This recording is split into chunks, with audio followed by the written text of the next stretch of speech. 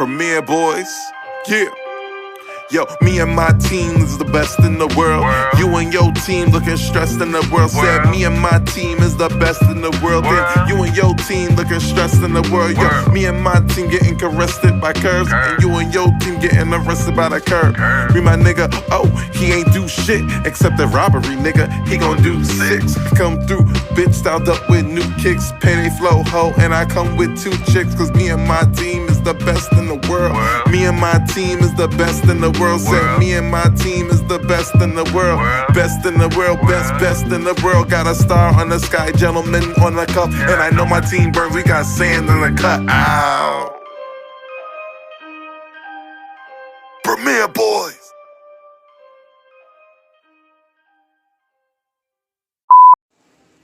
This is Jim Uriah Starr, and you are listening to Premiere Boyz Podcast.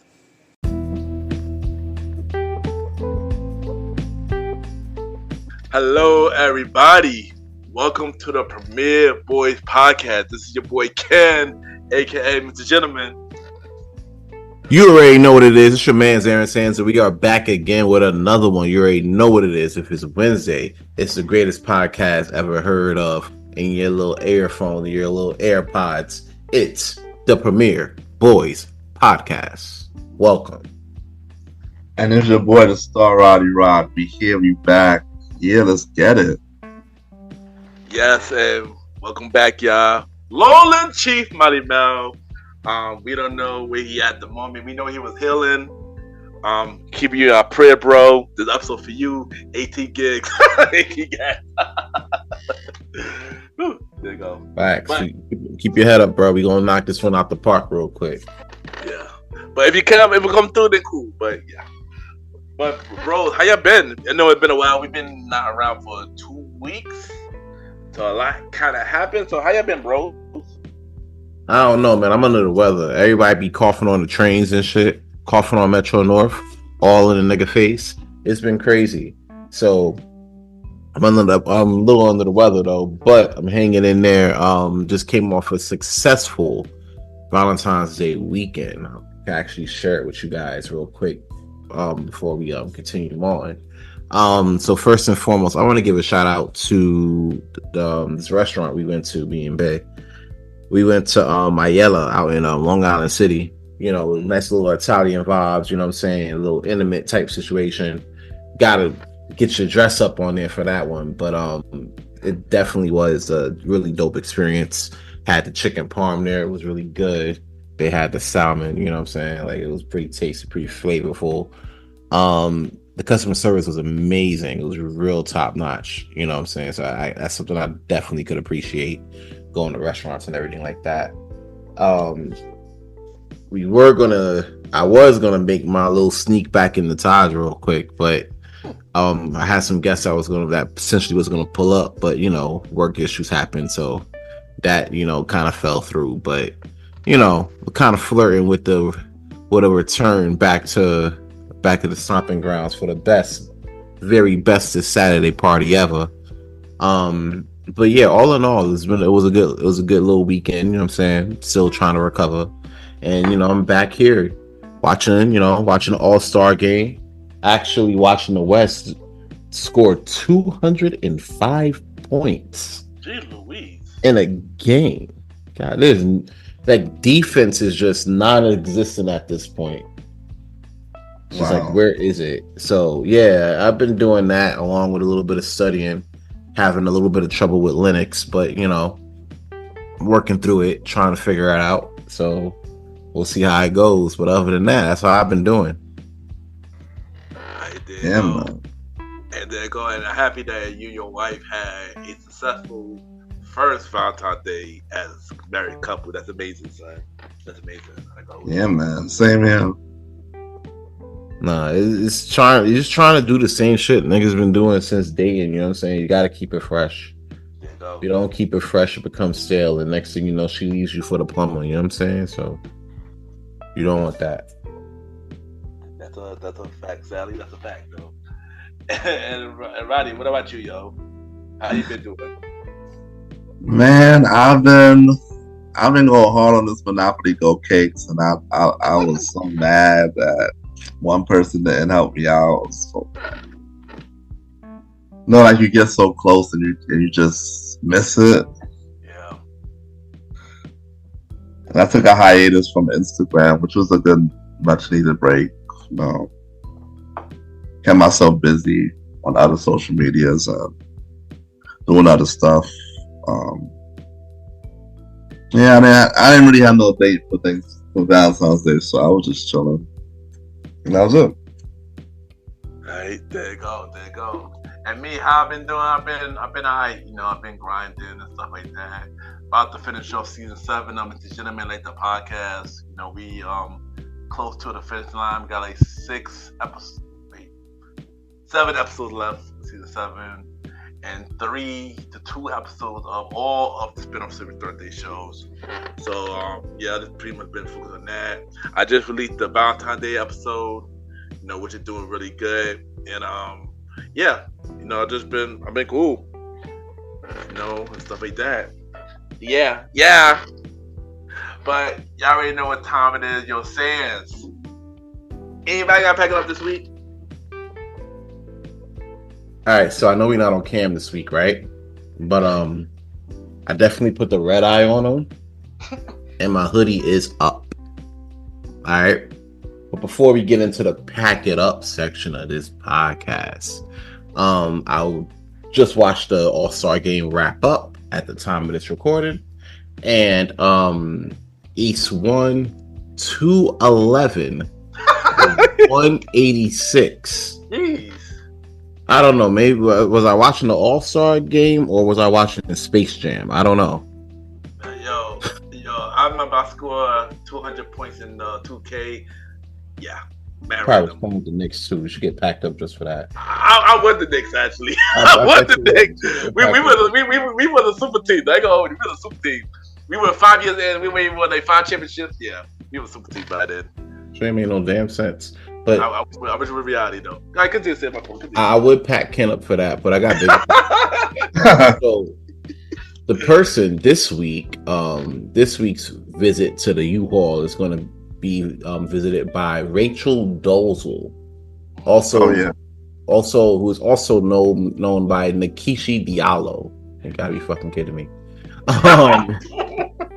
Before I get into why she got to get packed up, I want to drop some facts for you guys. Y'all want to hear some facts? Even saying facts. Facts. All right.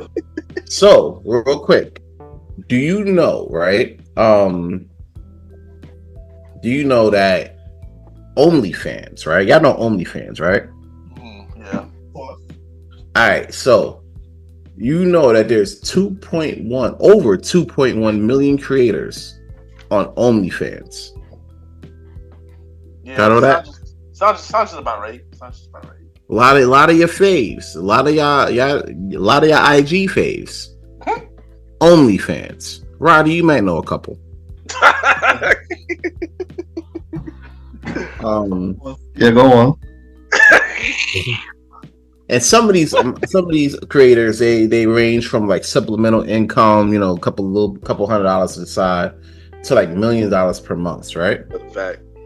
But did y'all know that the average OnlyFans creator only earns about $150 to $180 monthly? Oh wow, that ain't much. That's like what, $35, $40 a week? Yeah, it's not a lot. You know what I'm saying? Like, what are you gonna get, a fucking sandwich? But all right, whatever. You're probably wondering, right? You're probably wondering, what does this have to do with Rachel Dolezal, right? Well, little Nikishi over here ended up getting fired according to NBC News, she ends up getting fired by the Catalina Foothills Unified School District in Arizona. Because apparently, for whatever reason, she had an OnlyFans account.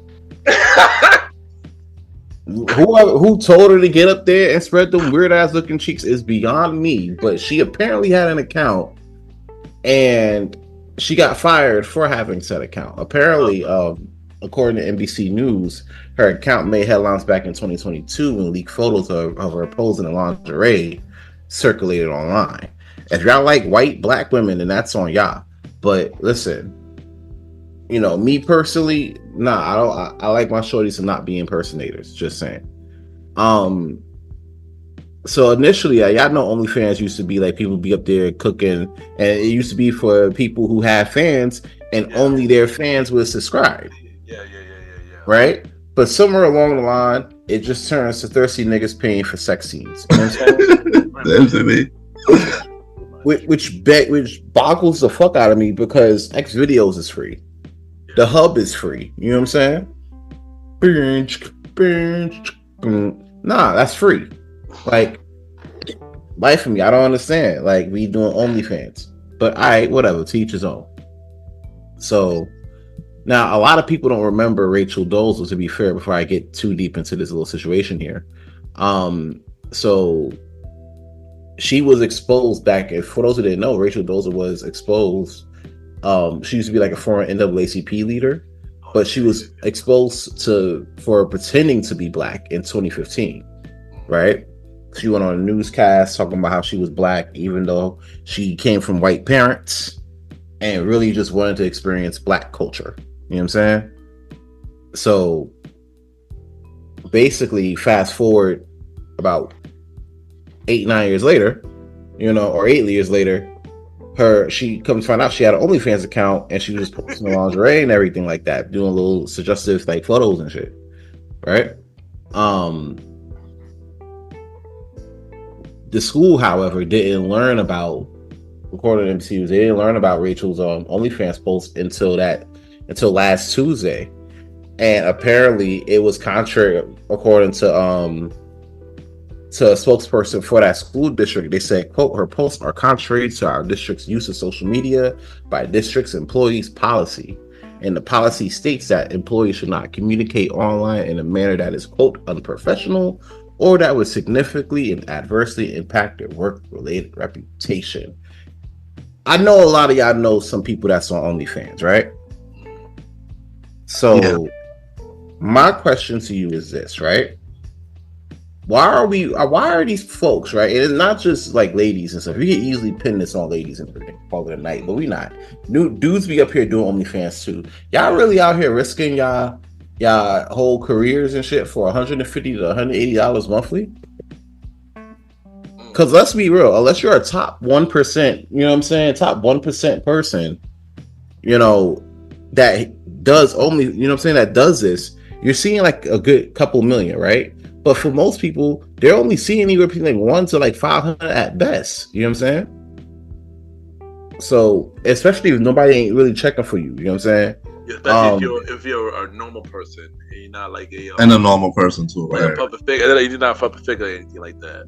That's what I'm saying. If you regular, you might get a few like Sims to sit there and subscribe to your shit, right? But in terms of people with masks, that's not going to happen. And I can tell you right now, the Sims that I know who pay for OnlyFans, they not trying to pay to see no boring ass Rachel Dolezal, bro. Like, nah, you on some Ice Spice shit, get up off the floor. You know what I'm saying? Like, come to find out, and on top of that, when she's not on his spare time, when she's not doing OnlyFans, she does welfare fraud. Apparently, you know what I'm saying, she does welfare fraud. In 2019, apparently, she accepted a plea deal after being charged with welfare fraud over allegations that she failed to report tens of thousands of dollars in revenue from her 2017 memoir, quote, in full color, finding my place in a black and white world. Wow. I'll let y'all have that. It's way too easy. You know, so basically, she been posting to her account and been charging $9.99 a month. You know what I'm saying? Now, I'm gonna give y'all a lightning round and do this shit. Ken, for $9.99 a month, what could you get? I could pay for my Spotify. Would you rather pay for your Spotify or subscribe to Rachel Dolezal's OnlyFans? Pay for my Spotify, son. Okay, Roddy, what about you? what could you get for $9.99 a month? I could probably get a meal at Popeyes with a drink. All right, check this out. Would you rather get that Popeyes meal, that Popeyes 2-piece biscuit meal, with the drink? pay for Rachel Dole's OnlyFans for a month. Get my Popeyes meal with the drink. What do you mean? That's crazy. All right. You said he'll get the 2-piece and a biscuit over your OnlyFans, but that's great. What about you, Sam? Well, listen, $9.99. What did I spend this weekend? That was $9. I did an Uber ride from Barcade to my hotel, which might be a double pack it up at the end of this broadcast, but that's crazy. But in other news, I paid for an Uber from Barcade to there for like $9.99. It was real easy, right? Would I pay for Rachel Dole's OnlyFans over an Uber ride? Fuck no. I don't even think in real life. Like, why would I do it on OnlyFans? Like, Max, right? I'm done at the only woman I ever chased in my life is my wife. That was it. And that was hard for me to do at best. But I did it. You know what I'm saying? But I'm damn sure not chasing no OnlyFans shorty, bro. Ain't no way. If you need an extra job, just say that. But please get up off the floor. So for the fact that you're not willing to get up off the floor and doing not only trying to portray like you black, but you know you came from 2 white parents, trying to sit there and then commit welfare fraud for revenues for a book that's entitled "In Full Color: Finding My Place in a Black and White World," when you know what world you'll be in. You know what I'm saying? And for the cherry on top of this fucked up cake, making people pay $9.99 a month for your ashy ass OnlyFans. You doing all that shit, I need you to sit there and get an internet box. Right? I need you to get an internet sized box. You know what I'm saying? Like a drop box, if you will. Drop all those ashy ass boiled chicken OnlyFans pics. You know what I'm saying? Put it all up into that box. Put that book in that box as well. Put your career up in that. You're in the what district was it? The Catalina's Foothill Unified School District. Put that career in the box, and you send that shit to the Google Cloud, and you pack that shit the fuck up. Roddy go. There you go. There you go. Roddy go. Anything you don't like or anything you do like this week? Well, I don't like, and I do. I do like? Nah, I don't think I got to do like this week. But what I don't like is the escalation of this migrant situation, bro. The migrants in New York City. If you haven't been under a rock, you know that it's been getting out of hand lately. Yeah, they've been committing a bunch of crimes as of lately, and I'm hearing broadcasts that it's migrant gangs, and I think I saw videos. I don't know if y'all seen on the news too, of people getting knocked off bikes and police getting jumped in the middle of Times Square and shit. Oh yeah, I seen that. That shit is wild. Yeah, yeah, like them 2 police officers got jumped in Times Square. That was crazy, bro. Yeah. And then it just make you feel like, you know, to make you feel like New York City is just not. It's just going back into like a bad place that is not as safe as it used to be again. So Roddy, let's keep it real. Since the pandemic, New York had not been great at all. It's been pretty bad, for literally like especially this year too. You know, we did had a wild. But we had some dudes slashing people in Queens. Oh yeah, I heard about that. Yeah, New York been wild, son. Here's my thing with this, right? And it's part of the reason for me leaving New York and altogether, because you know, you start to notice if it's not the cops, right, doing crazy shit. Because when I was in the city, it was mainly the cops doing like wildness to like folks, especially folks that really just coming from work and everything. It went from that, and then like that was happening. And then when I left, you know, stop and frisk was ended, was abolished, and you know, people were doing their thing. But the problem was now you have all these guns on the street, you know.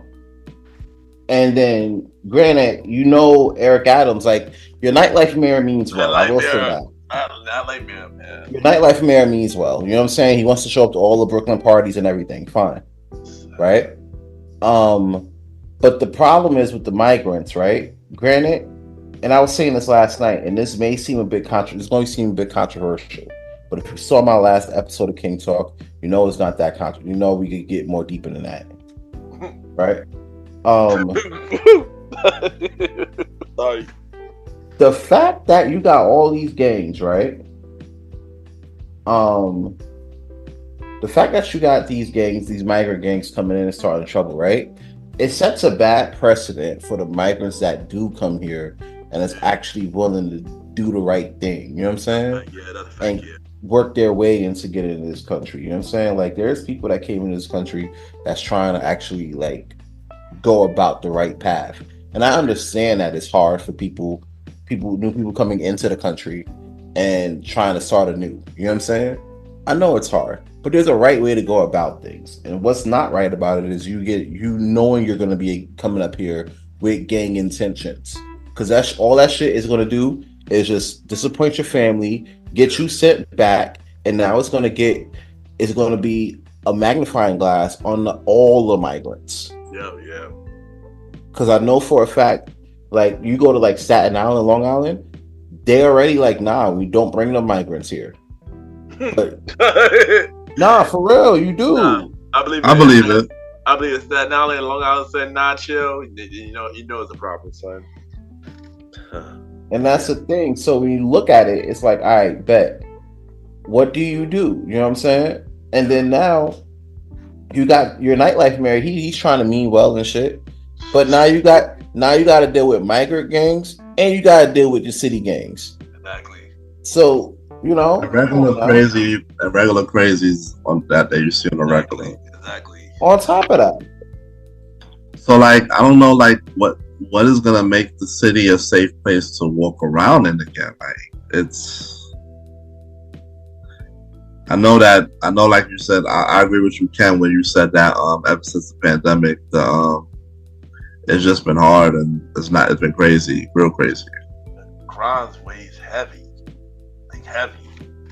But yeah, continue. And then the crazy thing about it is that they're mocking us by making these I mean, to be fair, a lot of these stuff happen in around Manhattan and in the subways, but there's a lot of TikTok and Snapchat and IG pages mocking videos of stuff that happens underground and above ground. You know, and it just makes us look like, you know, so crazy. Like a joke. Like a joke too. Like New York a real place? Yes, New York's a real place, bro. It's only a New York thing. So yeah, I'm just concerned about the safety of walking around New York City and how it's becoming more of a problem every day and every week. Yeah. Especially with the fact that, you know, nobody's paying for the train now, so. True. It's a lot of changes, yo. I don't even pay for the train when I get to the city.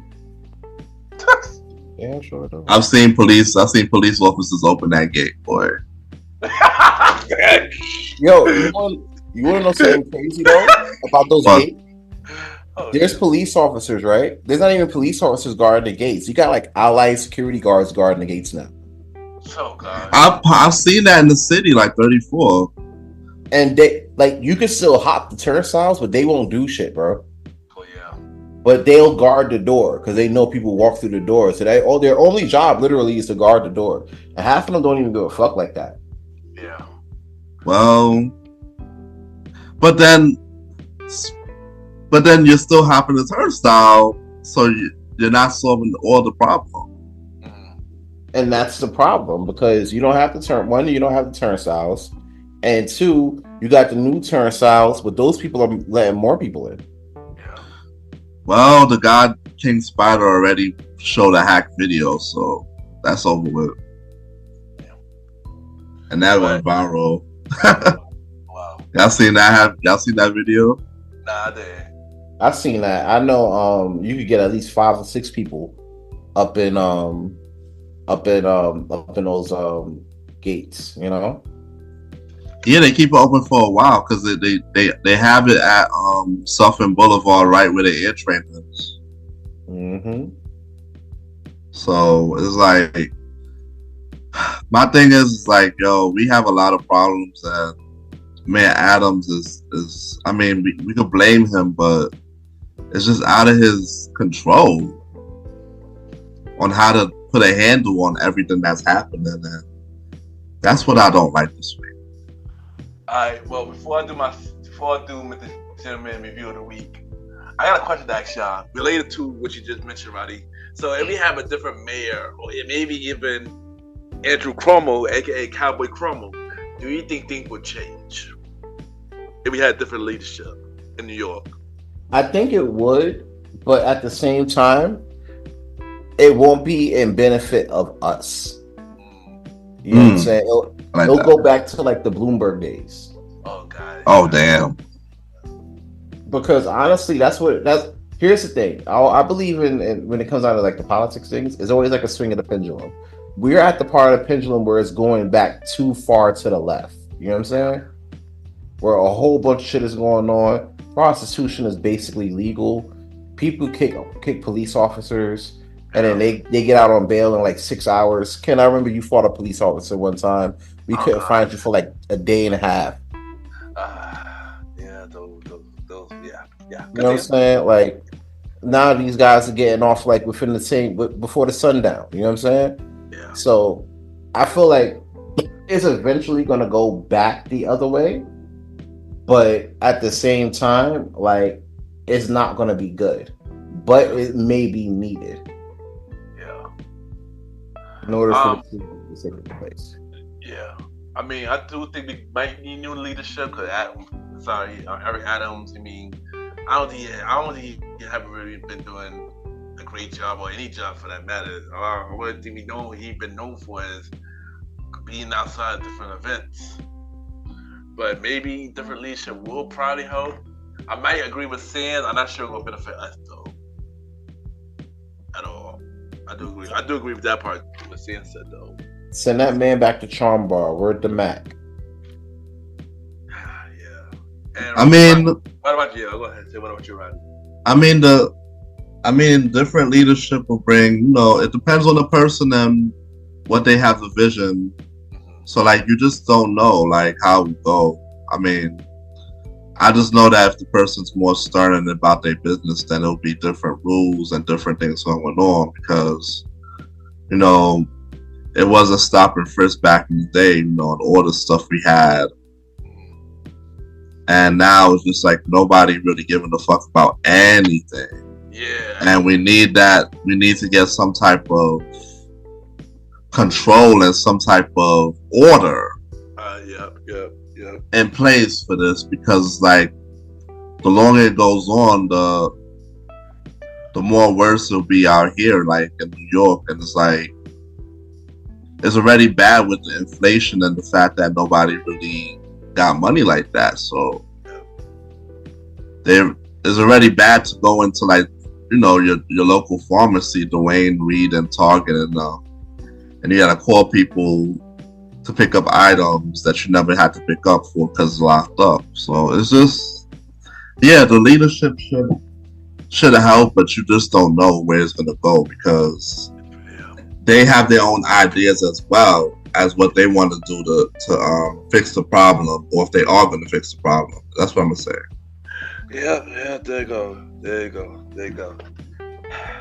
Now time for Mr. Gentleman review of the week. And originally I had a different review this week, but today I came home from a movie called Bob Marley, One Love, the biopic of Bob Marley. And I seen it today, and how I feel about this movie, it was a cool movie. That's pretty much it. The thing is, well, shout out to Kinsley. He did a good job as his role. I'm gonna have to say he did a good job on his role. But for me, I feel like the movie itself, though, it wasn't a bad movie, but I felt like it was missing something. Usually when I watch biopics, I want to learn something. I didn't really learn nothing in this biopic. I feel like everything that I watched, I pretty much knew, and I felt like with a lot of things that were not addressed in this movie. I heard that with a lot of things that got removed from the movie. So it was like a lot of the other key important things were pretty much wasn't there that we should know about Bob Marley. It wasn't there. Also, doing this movie was one of my major problems about the movie was the timeline of this movie. It was up and down for me. You know, it was going from older to younger, and yeah, that was pretty much annoying. But other than that, it was a cool movie. If I had to rate this movie, I'm gonna have to give it a 3 out of 5. Gentlemen, fact. Yeah. Facts. All right. And that is this week, Mr. Gentleman Review of the Week. True. So before I continue, have y'all seen One Love yet? Or y'all plan to see One You Love? Not really. I mean, Bae was telling me about it, and she was like, how a lot of people in the Jamaican community are upset because there's not a lot of Jamaicans in the movie. You know what I'm saying? There's a lot of English people playing as Jamaicans, which is kind of iffy. It makes it gives ick a little bit. That's kind of a thing.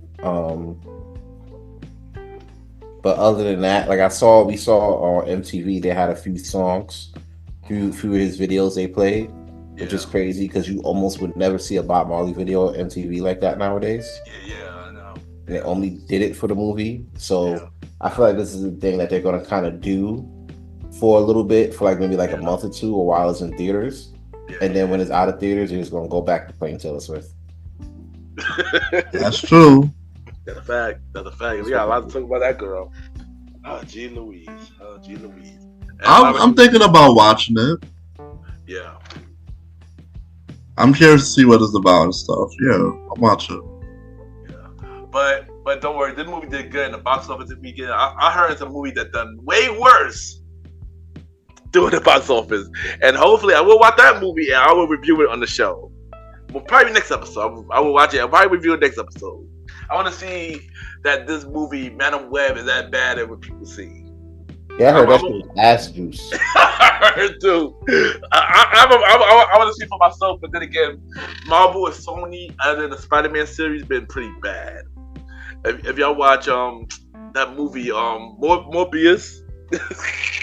I didn't even see Morbius, but I heard that shit was. Oh my god, it's terrible! That shit was ass juice. I was like, and it's crazy because I had high hope for it because Morbius was played a really big part in the Spider-Man series. He did. Yeah, he did. So I'm over here like, okay, maybe this may be a thing. And then I saw it like on one of the websites. And I'm like, holy shit, this is bad. It's bad, yo. And I don't know what it is with Jared. What's his name? Jared. Got his name. But he played bad. He played bad roles sometimes. I'm not gonna hold you. He never needs to play a superhero again. He just needs to be like a regular person. No superhero, no villain. Because he wasn't even a great Joker. So he wasn't even a great Joker. Yeah, niggas mock him for that. So it's like, you can't play Joker, I bet, but you can't even play Morbius, bro. Charles not being able to be on Backlash. Joey Thumbs. Oh shoot.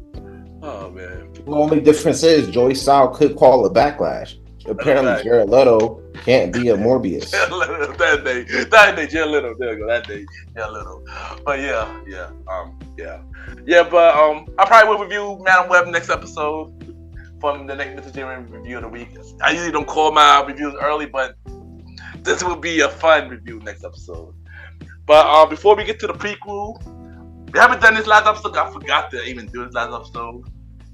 What's in your headphone this week? Or the last couple of weeks, I should say. Alright, so in my current headphones this week, it's a little weird, right? I usually have like songs in there and everything like that. And the past couple, since we're doing the past couple of weeks, I'll do one from last week and I'll do one from this week, right?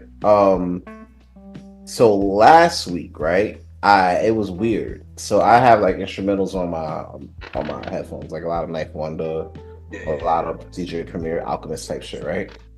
But one instrumental that I had, right, when I was like doing one of my walks in the morning before I had to take it to the office, um, it's weird. It was Owen Hart's last theme. Oh wow. And I don't know what it was, but he was like, I am not a nugget. And it was like, I was like, oh shit. We about to get to business. You know what I'm saying? Which is cool. I was about to walk into work. And I don't know what it was, but something told me, like, I was at work and that theme kind of popped in my head. And you know, when you get like a song bug. Oh yeah. You know what I'm saying? Like, you got to hear the song so you can just get it out your head. Mm-hmm. I did, and now it's on my saved list. You know what I'm saying? So, RIP to the Rocket, on the heart. Yeah. So that was last week. This week, Ye's album dropped. Yeah. Which was a big deal because I didn't think it would. Same here though. I mean, we spoke about virtual in the last episode, son. I spoke about virtual in the last episode. Like, yeah, I was like, all right, if it drops, cool. If it doesn't, that's fine. Like, I'm not OD invested. After that whole Drake shit this past year, I was like, yeah, I'm good. I'm okay. You know what I'm saying? So, but it did drop, and that was pretty cool. And one of my favorite songs there is I actually have two. They're both in my headphones this week. It's "Do It" and "King." Those are my two favorite songs on that. I'm not surprised by King. Man. I'm not surprised by King at all. No, like that's like that should like that like the King track was fire because like at this point, like, all right, bet. Granted, you could say the nigga crazy, anti-Semitic, and all that other shit, right? But let's be real. Are we really going to doubt this nigga's musical powers? Exactly, yeah. Because of it. Are we not? Are we going to really do that? Nah, bro. So yeah, that shit is fitting. And on top of that, it shows because the album went number one. You know what I'm saying? And it's the first. Yep. It's the first independent album to go number one this decade. So. Yeah. While everybody's backed by Universal and everybody, Ye is doing this shit by himself. Fuck a Def Jam. And I like "Do It" because of that crazy Juvenile flip. Oh yeah, I seen that. I heard that. Yeah, I heard that too. Yeah, that's on fire. Yeah, I heard that too. That should make me want to go back to Taj. And, you know what I'm saying? Like,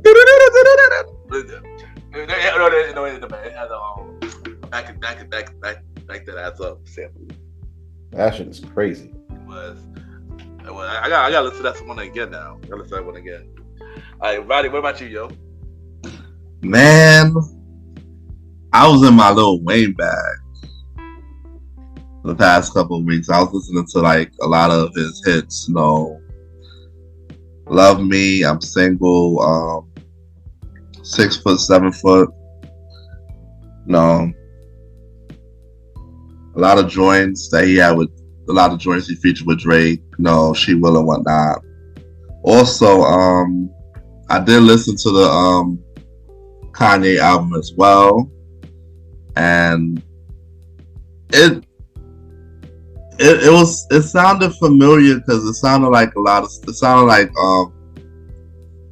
it didn't sound different. It's not like he kept like the same motion of the stuff he was doing. It didn't sound too different, too abstract from what we heard on Pablo and his previous work. So I kind of liked a lot of joints from that as well. It was kind of enjoyable. And the Usher album I listened to as well. And kind of the same thing. There's a couple of songs on there, not too many, that I loved. Nice. What's your favorite song of the Kanye and Usher? So, the Kanye. Stars, the Kanye. I like Talking for some reason. It's a weird song, but I like it. Me too. Back to Me. Me too. It's a cute song. Do It. Burn. Beg Forgiveness, and Problematic.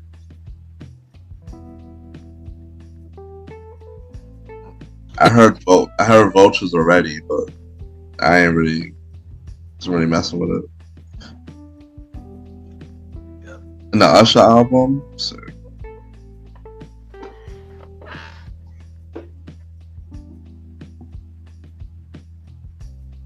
Kissing Strangers, Bop, Ruin,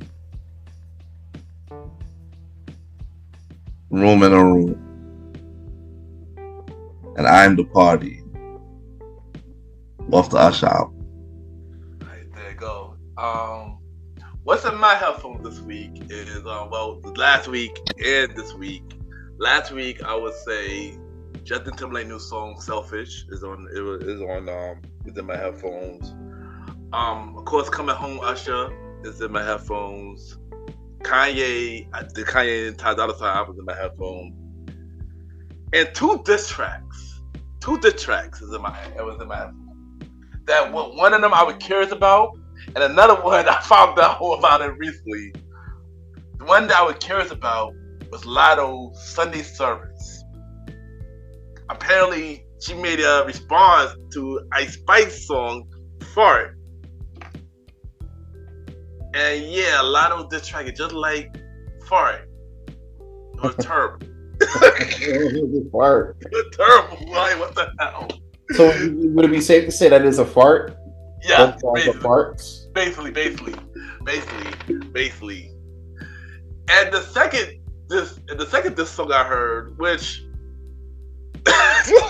this came out in the 90s, but I literally just discovered this literally last week. Jermaine Jackson. Oh no. Yeah.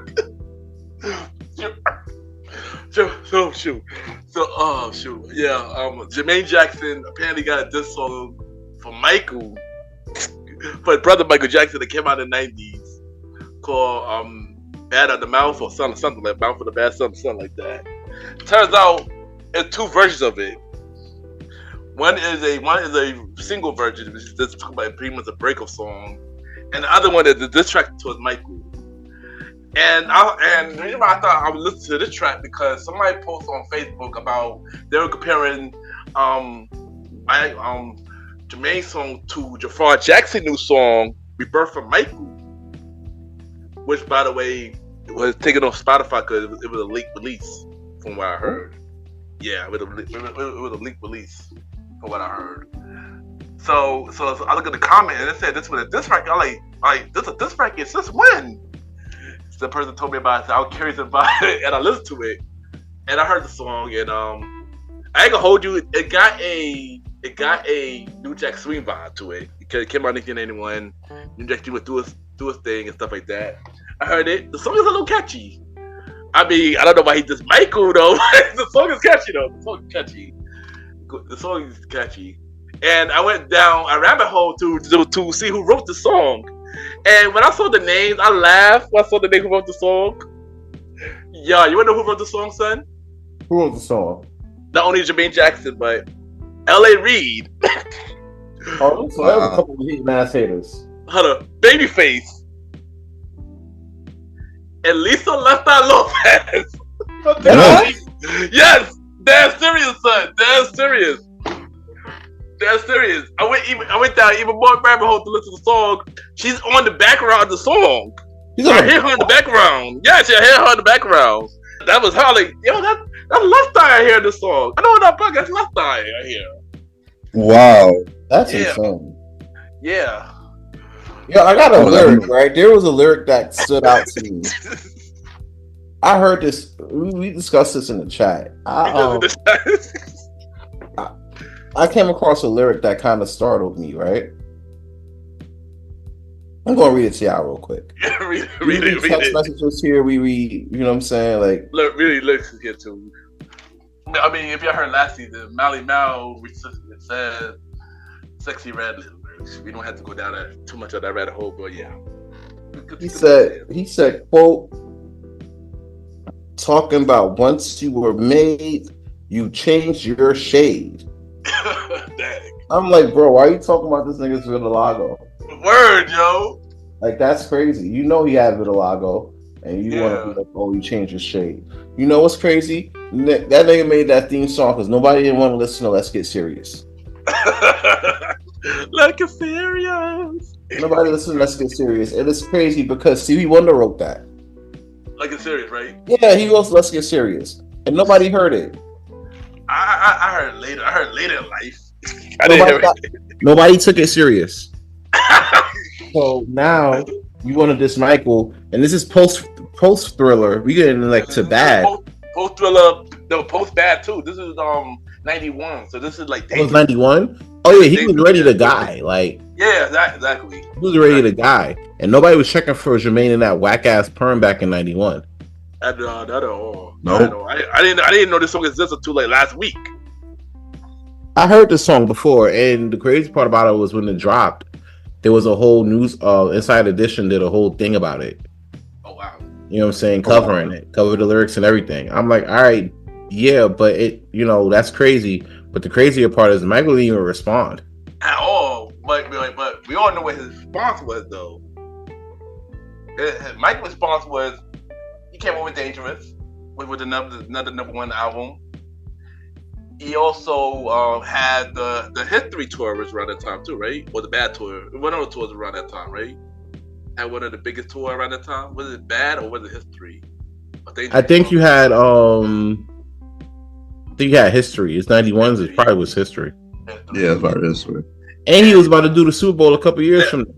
Yeah, yep, there you go. Yep, there you go. Or maybe it happened in the same year, but yeah, Michael's response honestly was his success was the response. And and I like Jermaine Jackson. You know what I mean? He's a talented dude. But this song I like it's catchy, but this was basically pro jealousy on his part. I'm not gonna hold you. Pro jealousy on his part. He wanted what Michael had, basically.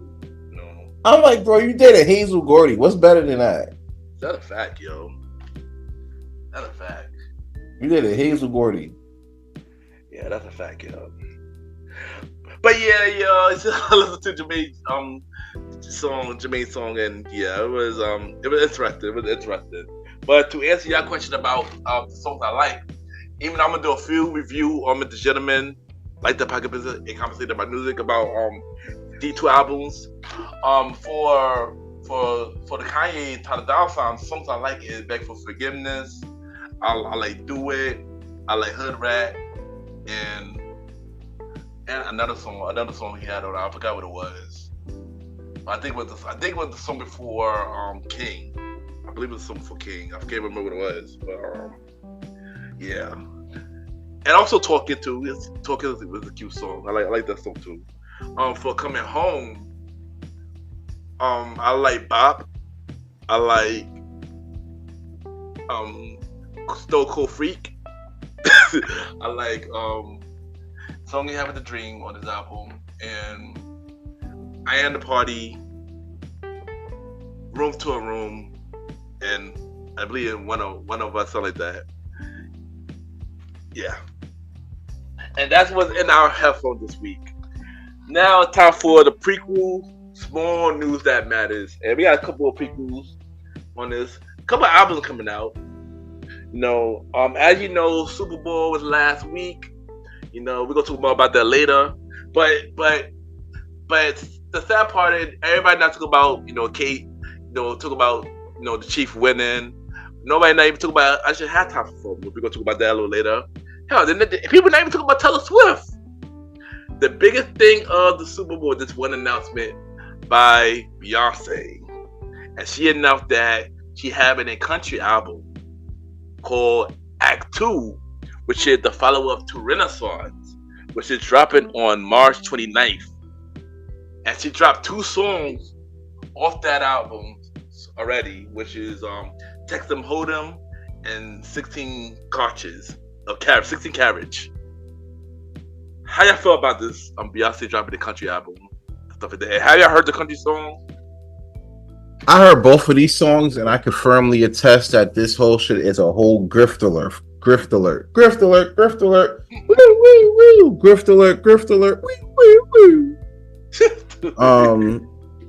Listen, this is a whole grift, bro. Because you think about it like this, right?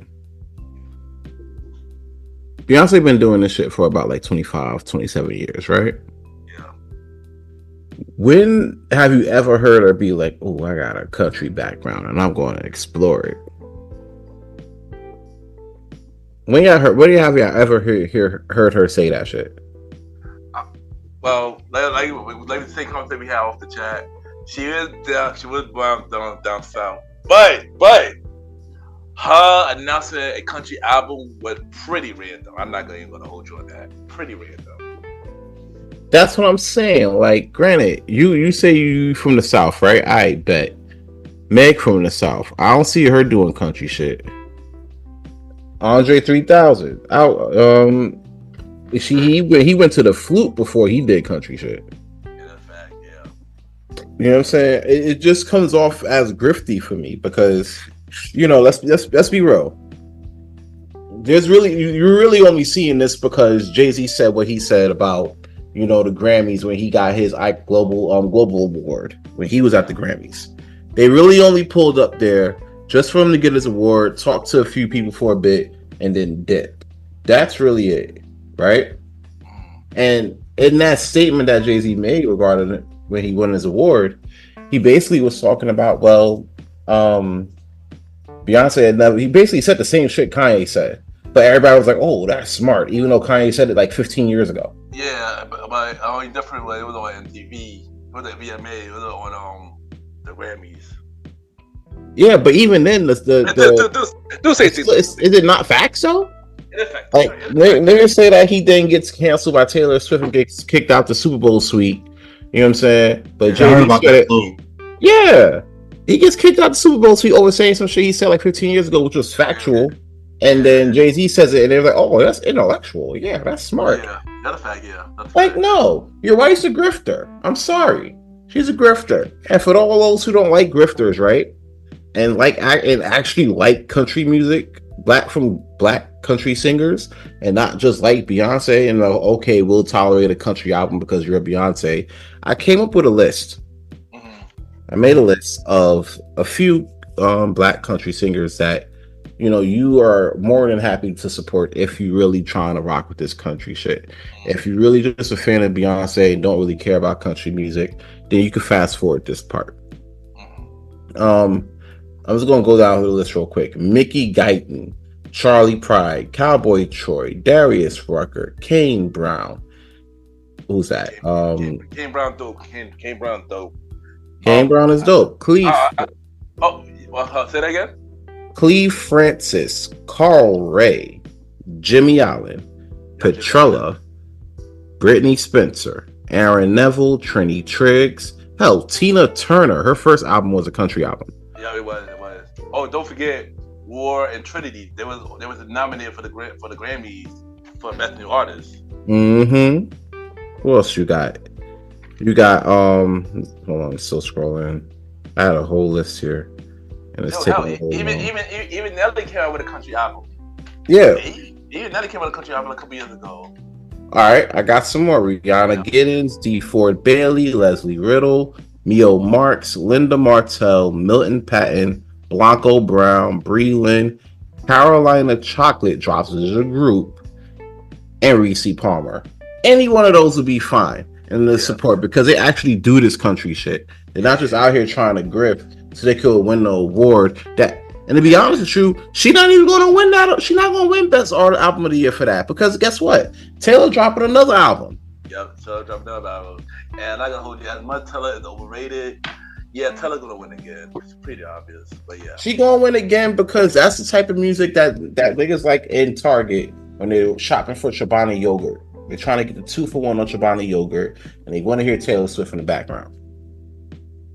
That's a W. That's a merit. Unfortunately, Taylor Swift, and I might get pushback for saying this, Taylor Swift is American music.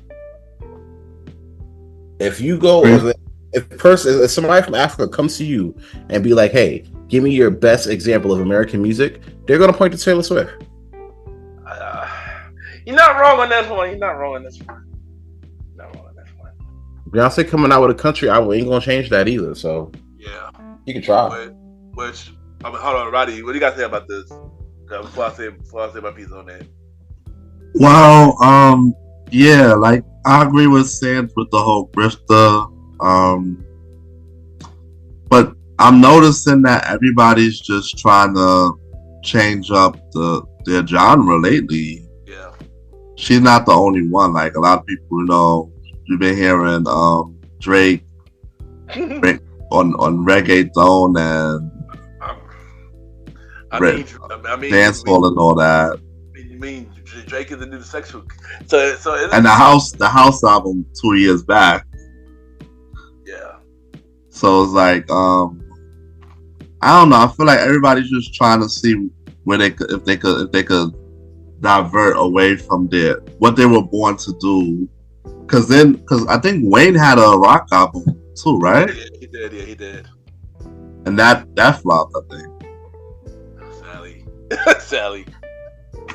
But at the same time, I feel like everybody's just doing it because they want to see if they could go to a different lane and see if they'll be, or just to try it. But at the same time, we didn't ask for this. Like, she really hijacked Usher's shine in my eyes. Like, she got it there. Usher was supposed to be the highlight of the freaking halftime show. Next thing you know, we see commercials with her and whatnot, and then her Verizon.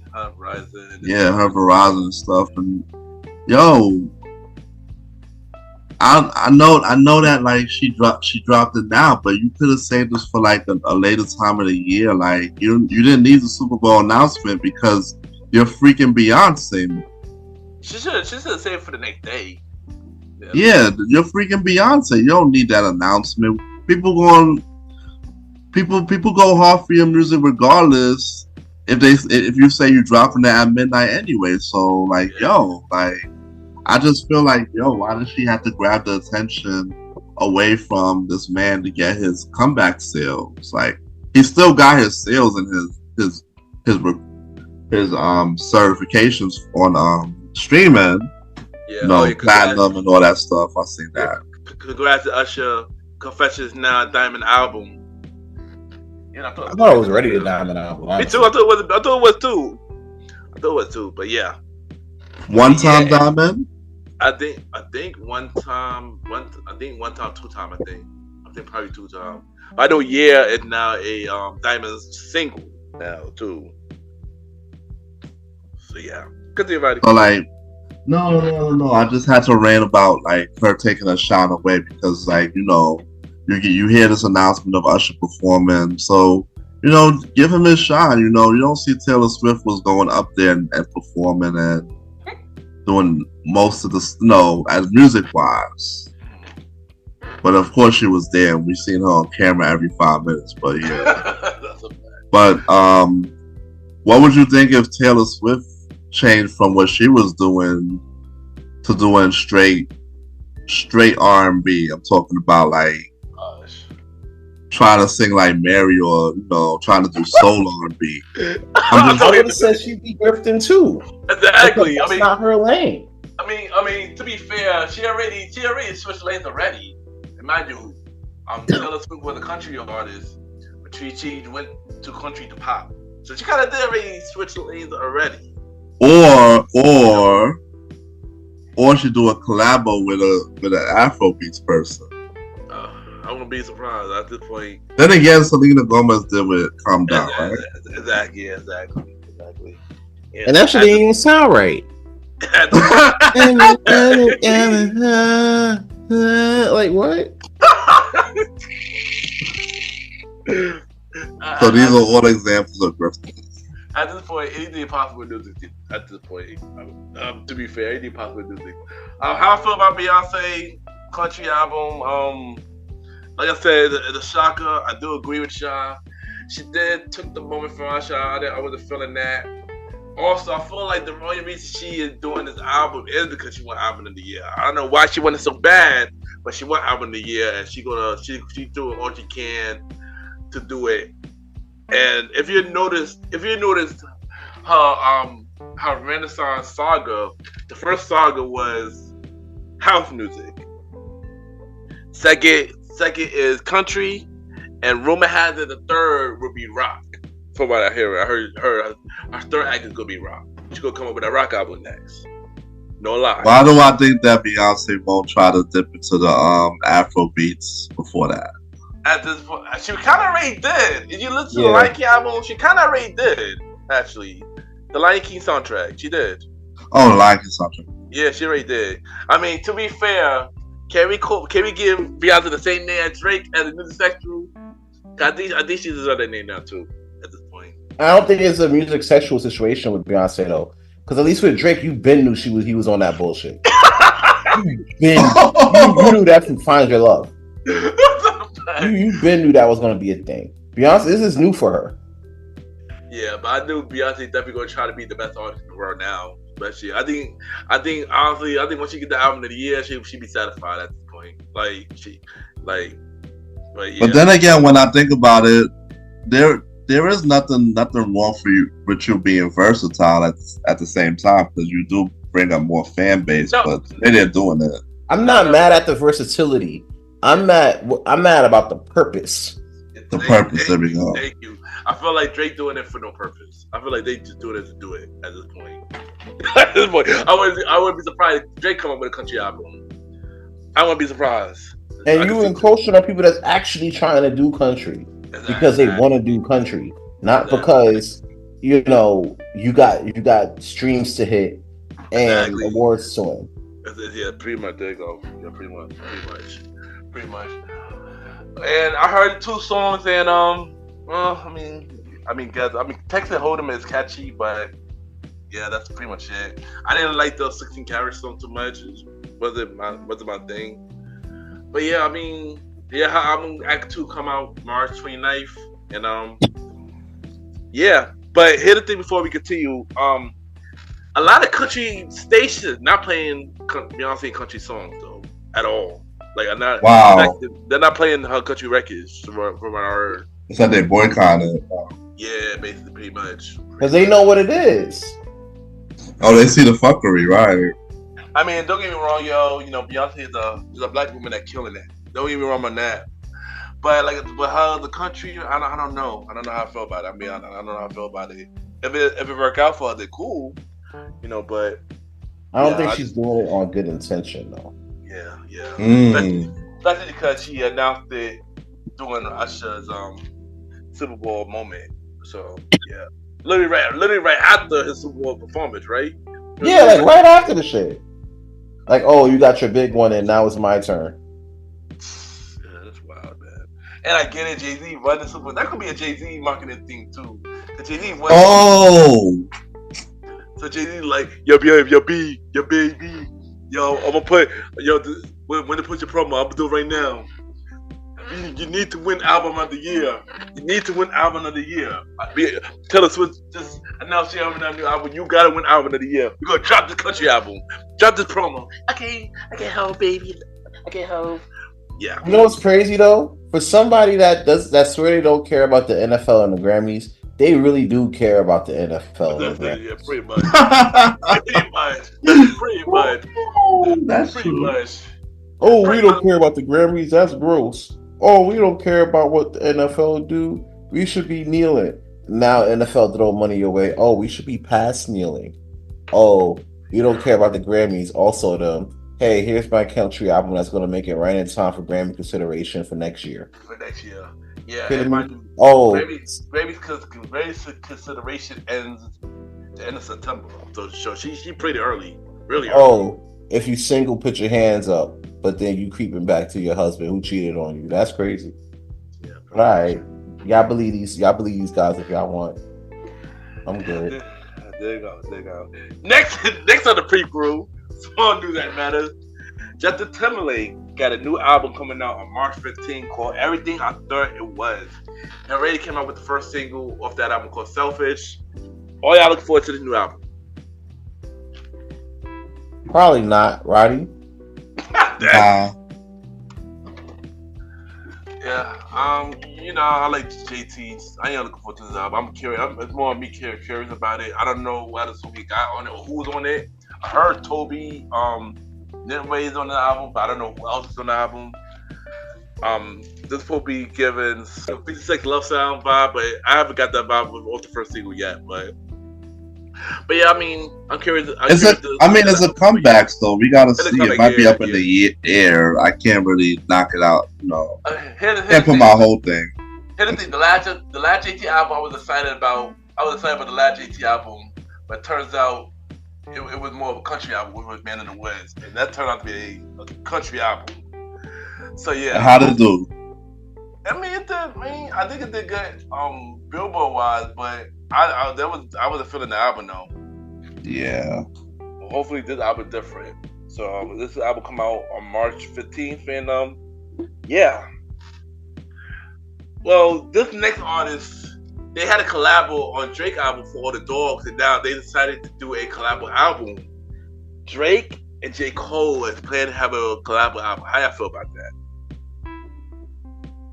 That I was actually hoping for a Kendrick and Cole album, but Drake and Cole album, I don't mind seeing J. Cole body Drake on like 6 songs. I don't mind seeing that. That's gonna burn up the arena, bro. Oh my god, when that drop, if everything is right, production and everything, woo, it's gonna be something. Yo, I'm not gonna hold Hopefully, don't disappoint. I mean, I agree with Stan. I was more hoping for a J. Cole and Kendrick album, but Drake and J. Cole, I guess. I just like saying, I hope J. Cole kill Drake on like a whole bunch of basically the whole album. Cause if it's just like first person shooter, yeah, we don't need that album. Like J. Cole already killed them. We don't need the album. We don't need the album. If it could be just like that. Yeah. I'm noticing that everybody's doing collabo albums now. That's like a new thing, though. I mean, it's been a thing, but I think more people doing it now. No. Like Win Together?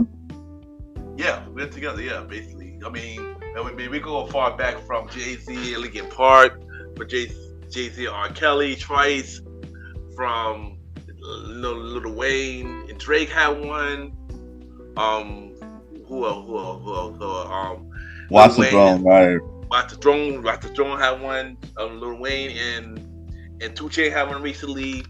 Lil Wayne and Joel, I think they had one, or they were supposed to have one. Lil Wayne and Joel's, I think. Yeah, that's supposed to be like a mixtape situation. Yeah.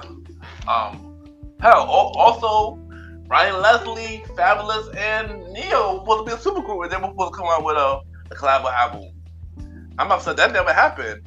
And I forgot to mention that Ryan Leslie new album was also in my headphone too this week. I forgot about him.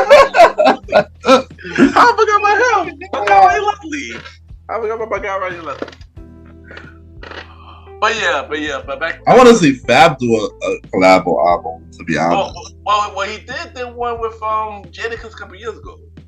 No, not only Jadakiss, but somebody like. Oh, you mean somebody else? You mean somebody else? I mean, yeah, he can help somebody in the new school possibly. Hell, I want to see Ludacris, Usher, and Lil Jon come up with one. I mean, they already got like 4 songs together. They needed to do a whole album together, honestly. That'll be popping, and that will definitely work too. So, since we're here, like, saying who you want to see do a collab album, son? A collab album? I still want to see Kendrick and Cole do an album. You know what I'm saying? But if it's not going to be Kendrick and Cole, I want to see Kendrick and Big Sean. You know what I'm saying? Big Sean ain't really been like, he was supposed to be in that class with Drake, Cole, and Kendrick. You know what I'm saying? Yes. Agree. Big Sean's my guy. Man pulls the guile and decides to be a family man. You know what I'm saying? I mean, Big Sean's out here being lonely the chief. Yeah, he's out, you know what I'm saying? Like out here being a whole family man and shit, bro. Like, and ain't nothing wrong with being a family man. You know what I'm saying? We need more family men out here in our community. But at the same time, you supposed to been, doing your big ones and shit with Drake and Cole and them. And they've been doing their big ones successfully. You really have, but ever since I've decided, I haven't really seen much from them. You know what I'm saying? Like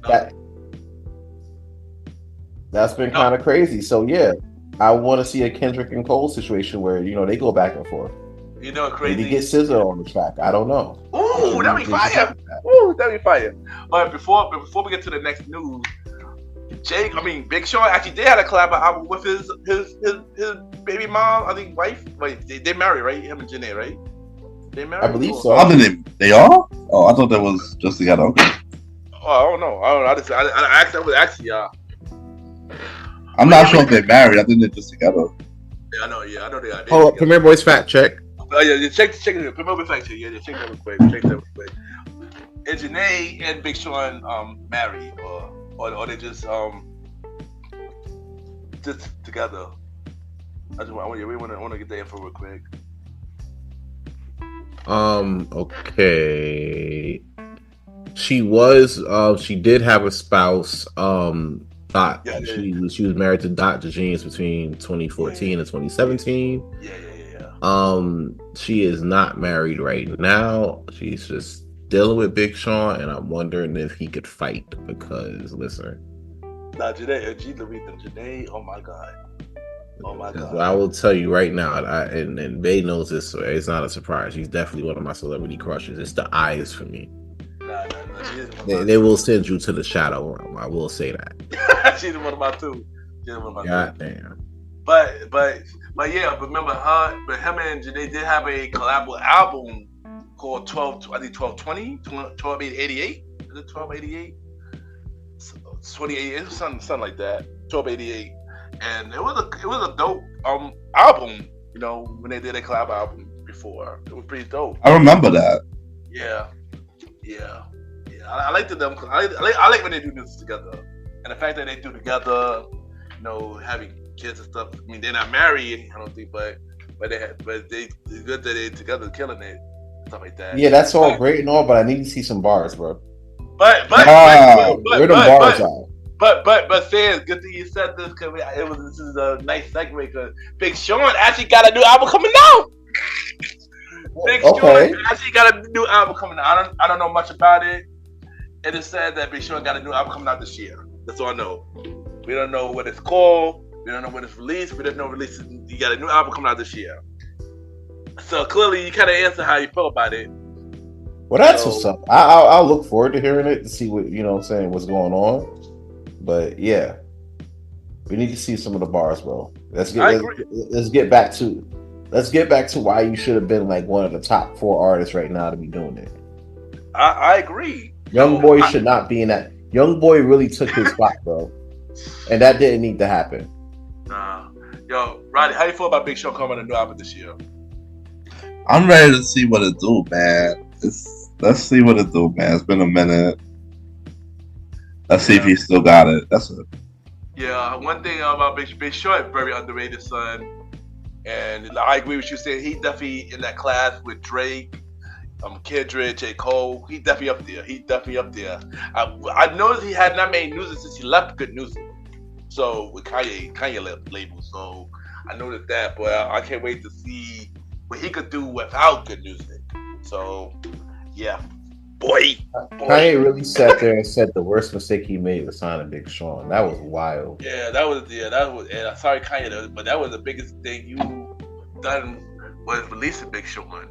Nah, I will say the worst thing he ever did was sign Sci-Hi and Prince. Yeah. Nah. Yeah. Nah, Big Sean dope. I like Big Sean. I was saying release him as get him off the record deal. Cause Big Sean is dope, man. Big Sean is dope. I go with you. Dope artist. I can't wait for the new album. Boy. there you go. Next we got Abbott Elementary is renewed for season 4. How y'all feel about Abbott Elementary and renewed for next season? Shout out to Abbott Elementary. Shit lit. You know what I'm saying? I've been watching it on Max. I'm on season 2 now, so it's been kind of cool. And I want them to keep going, bro. They got it, man. Nah, yeah, it's Wednesday nights, don't bother me at 9:00, bro. Facts. Wednesday now watching Abbott Elementary, dope show. Sad that all the shows got like 13 episodes now, but Either way, I'm still looking forward to the show. Can't wait to see another season of Abbott Elementary. We know now a lot of shows getting announced now. So as of earlier this week, All American season 6 just got a release date of April 1st. How y'all feel about that? And do y'all watch All Americans? Not really, but I like to see our show, like black shows, getting like renewed and getting their just due. So that's pretty cool. But yeah, I don't really watch All American though. I ain't gonna hold you. I'm not even gonna lie and be like, "Ooh, I watched that." I really don't know. So I definitely watch it. So it's on Netflix. The whole season 6, the whole 5 seasons on Netflix. So I definitely watch it. I've been meaning to get to it too. You know what I'm saying? I just haven't got to it. Yeah. I'm far behind, but I'm glad that it's still going at season 6. Yeah, I mean, clearly season 6 was supposed to be released last year, but writer strike, you already know, writer strike happened and it got pushed back. It will be every Mondays, at 8 p.m. on CW. Also, I got news on All American Homecoming, spinoffs of All American that is being released in the summer. As soon as the 13 episodes of All American is done, Homecoming come on right after. So that most likely will probably be late June-ish. The spinoff will drop as well after. So there you go. And last news on the prequel, we got BMF. 50 Cent other show is being released on March 1st. How y'all feel about that? Shout out to 50, you know what I'm saying, expanding the brand, you know what I'm saying? Like, shit is lit.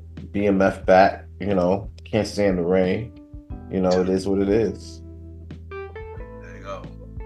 What about you, Roddy? I'm excited. I'm ready to see Charles messy ass again.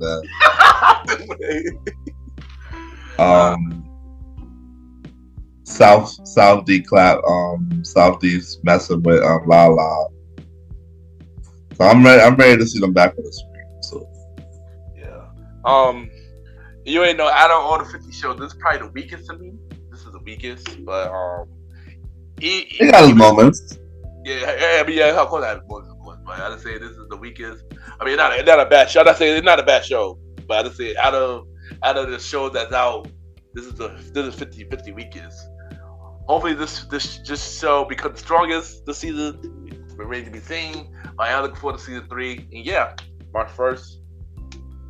There you go. Now time for the main event. The main event. And even though we behind on schedule for the last couple of weeks, we mentioned a little bit about it a little bit. The Grammy was a couple weeks ago. We did our predictions, but now we got our winners of some of the Grammys. So we're gonna. I'm gonna read some of the winners. I'm gonna ask y'all how y'all feel about it, with who won. So for album of the year, Taylor Swift Nightmare won. Record of the year, Miley Cyrus Flowers won. For best new artist, Victoria Monet won. I'm not gonna dive into all the awards. I'm not gonna dive into all the awards. Billie Eilish won Song of the Year for What I Was Made For. And there you go. That's the main awards. So how y'all feel about those who won? How y'all feel about all those picks that won those awards I just mentioned? It's not a surprise. You know what I'm saying? This is American music. You know what I'm saying? Like, we got music for us and everything, and we know who would, carry that. But there's a big difference between our music and American music. And that's what this is. It's American music. I don't know why they have the American Music Awards, because the Grammys pretty much represent that. Pretty much. You know what I'm saying? Only way I can see it make sense is if you have like the People's Choice, where people actually can vote on those awards, which makes perfect sense. And they got that too.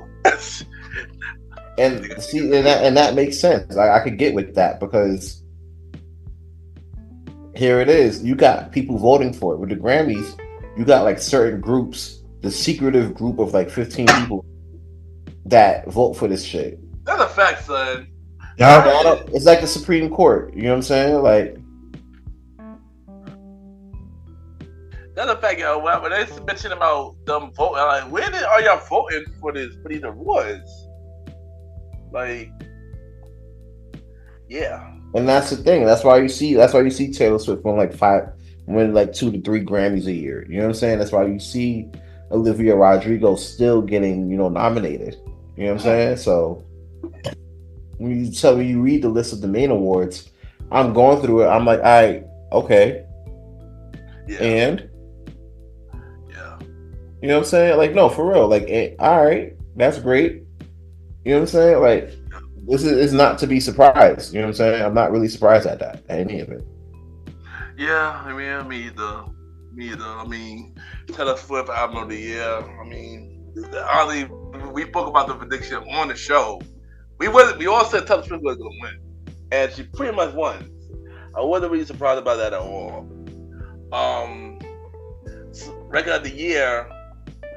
I was a little shocked at my service. I definitely didn't have my service on my list to win. I thought Taylor was gonna win all the big awards, and then the night she only won 3.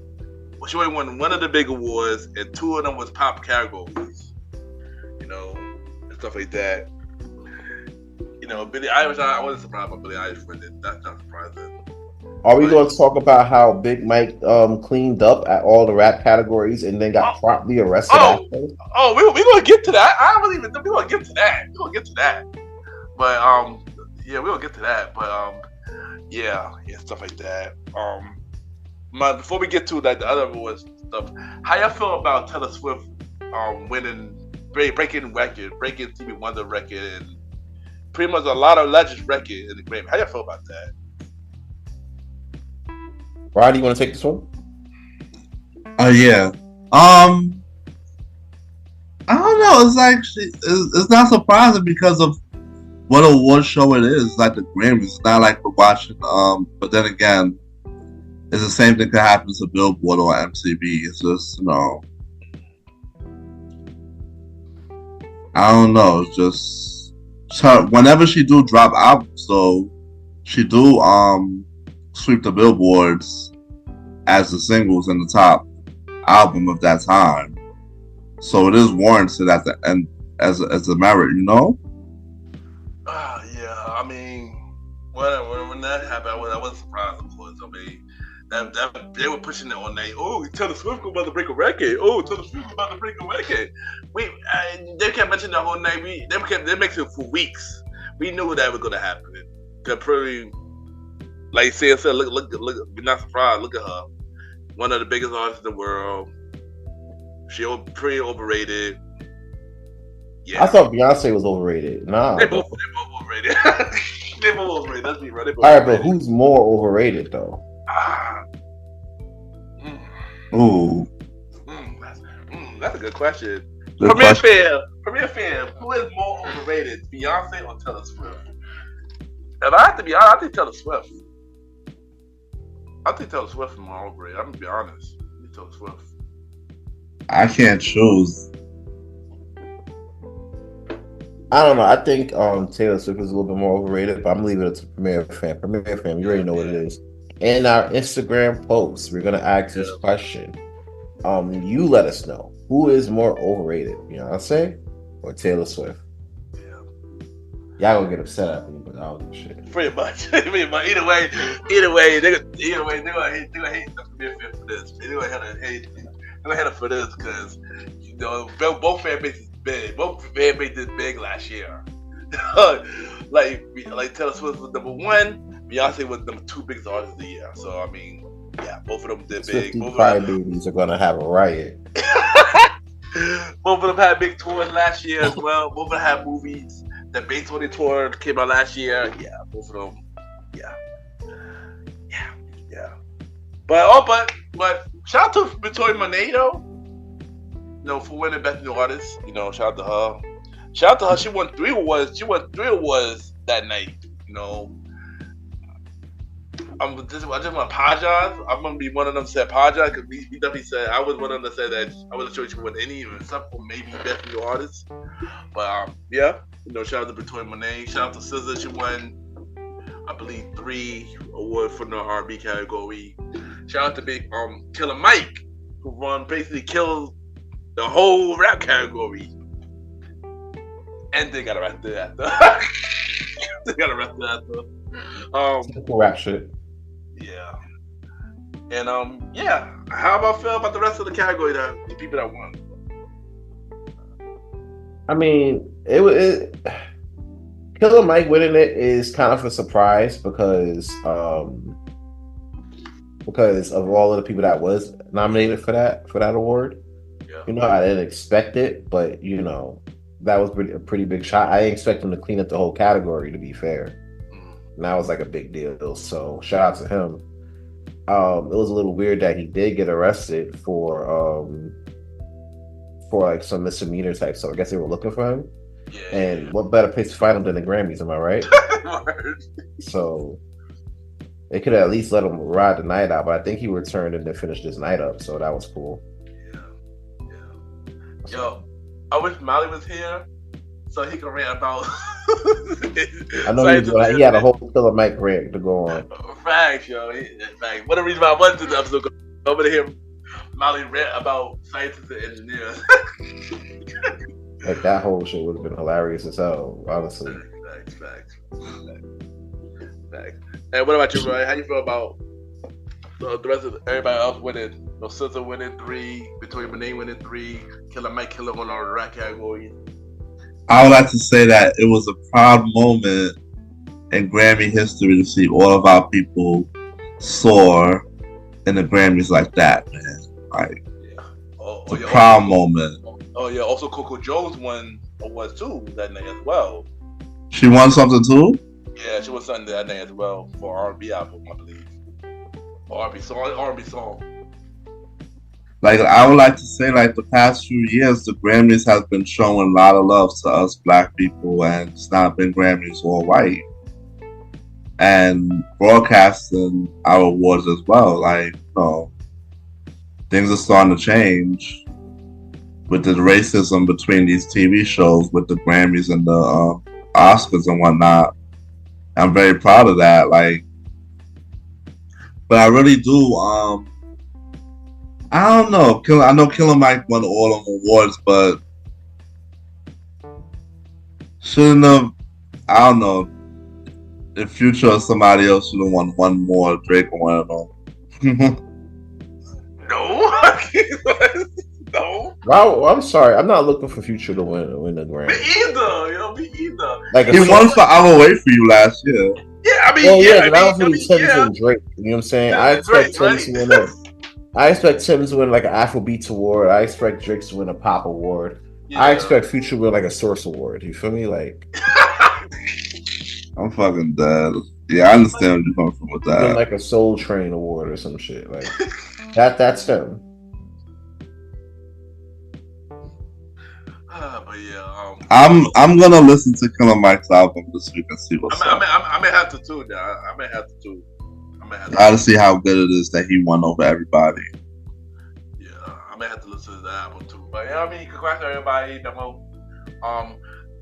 terms of everybody, they're showing people. I mean, it's a start, but I feel like once they show a black woman winning album of the year, that would be a big thing because no woman won in 25 years. And that's wild to me. You said 25 years. Wow. 25 years, yeah. 25 years. I believe 25 years, yeah.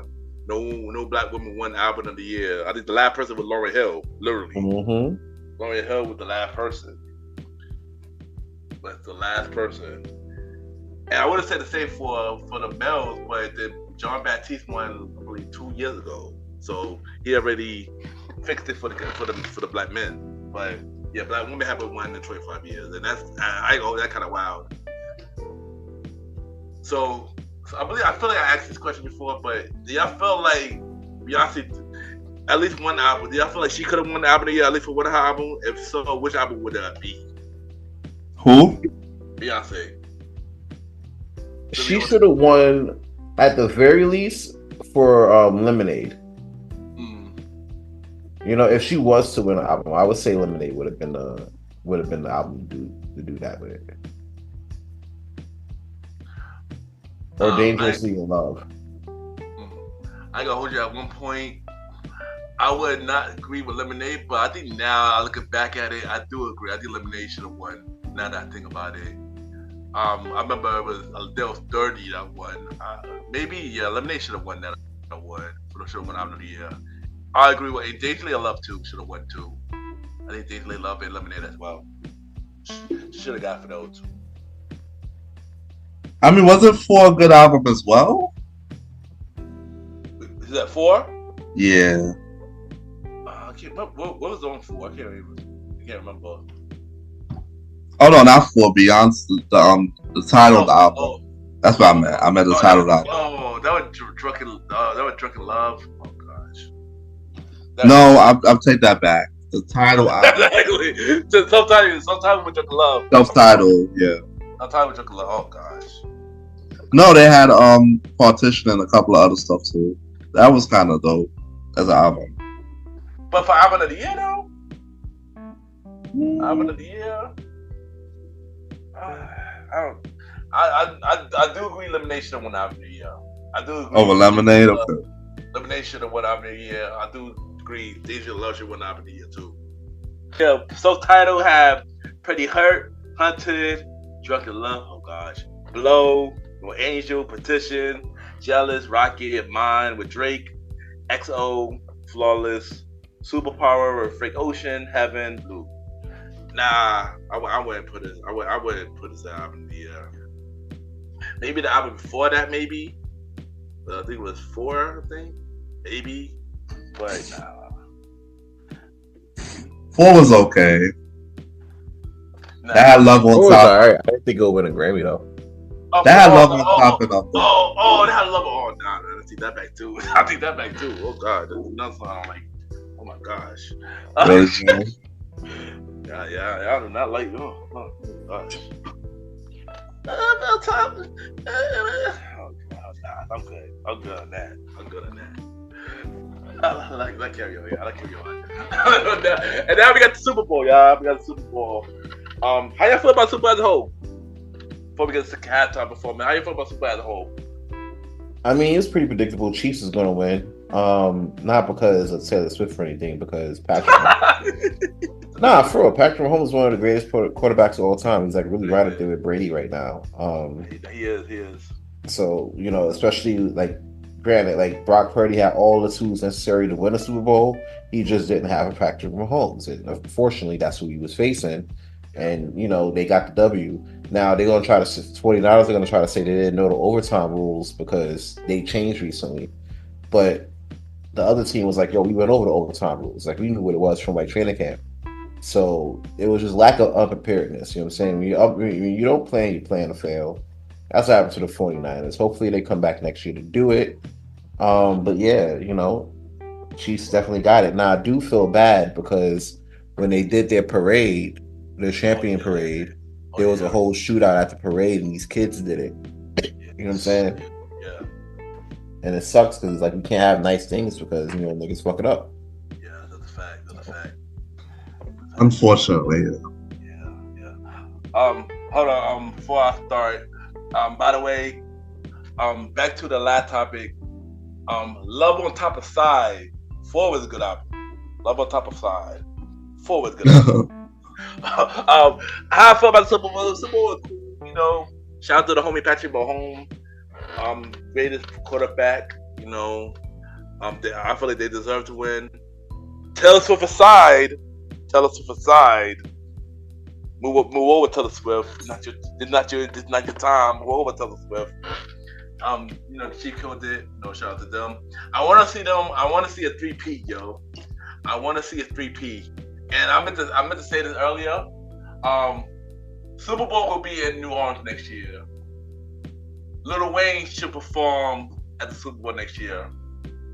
Also, 3P should be KC, the Chief, theme song for that year if they win. They gotta get there. I mean, they should be able to get there, but they gotta get there first.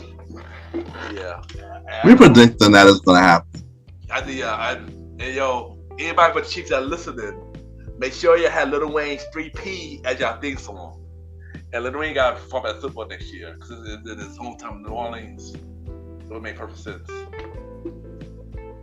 Honestly, I can see them getting Taylor Swift to perform at the Super Bowl next year. Oh no, please no. No, I'm serious because here's why. Here's why. No. Sadly, I think so too. But continue. Like the NFL made a lot of money with her this year, like about $300 million they made with her this year. Yep. You know what I'm saying? So when you look at it, how you get rewarded for that? I don't know. Getting a Super Bowl, situation going on. You know, I know Jay-Z's like kind of doing the thing, so I can see like Lil Wayne doing a little something there. Yeah, I think Jay-Z rejected this Taylor Swift as those Super Bowl performance. I can see Jay-Z rejecting that and put Lil Wayne. What if they surprised if you see Taylor Swift on that though? Oh gosh. What if they do like both? How? Somehow. How? No. I'm saying like, what if they you know how some people have like two people perform? I don't know if they'll do it like that though, because then she don't want a whole set. So never mind. No, she a big star. She gonna want her whole set, son. Like you got Lil Wayne and Taylor Swift being up there. Like somebody got to be the lead. Somebody got to play second. And none of those personalities are going to play second. Exactly, and I just guarantee that they're gonna put Wayne second, Sally, and put Taylor Swift number one because she's the biggest star in the world, and like you said, she made money. And guarantee is her and Travis Kelce break up. She gonna write a song about Travis Kelce. She gonna perform it at that Super Bowl. That's a fact. And she gonna and that's a bad idea because Travis, she perform about Travis Kelce, he gonna lose his focus. They gonna lose the Super Bowl, son. We can't have that, son. We need Lil Wayne. Well, they got a Patrick Mahomes. They'll be fine. I'm dead. As long as they got a Patrick Mahomes, they should be fine. No fact, yo. We need Lil Wayne. We need Lil Wayne on that halftime show next year, not Taylor Swift. I don't want Taylor Swift on the halftime show, son. I'm gonna fall asleep. We need Lil Wayne on the halftime show, son. Not Taylor Swift. What about you, Roddy? Weezy, man. What about you, Roddy? Yeah, bring Weezy out for next time, man. That's my boy out there. So, yeah. Let's see what happens. If the Chiefs go there, like we're predicting that they will. The game was crazy because I didn't know they was gonna make a comeback the way they did. Yo, that's a fact. I saw them getting smacked. But then again, it was a little predictable though. I was surprised. Like nobody scored for like the first quarter, and then second quarter the other one was smacking them, and then they came back out of nowhere with a whole bunch of penalties and shit. And they went to overtime. And they went to overtime and they won it. Yeah.